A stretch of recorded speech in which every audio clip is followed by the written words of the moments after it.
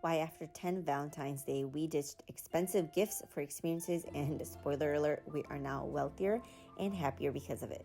So for the past 3 years, we have really focused on being more of a conscious consumer and started gifting each other experiences rather than buying material things. And this has been such a game changer because even studies have shown that experiences provoke more satisfaction over time. And that makes a lot of sense because when I think about my husband, the person that I love, I don't think about what he gifted me over the last several years. No, I think about the memories and the experiences that we have shared together.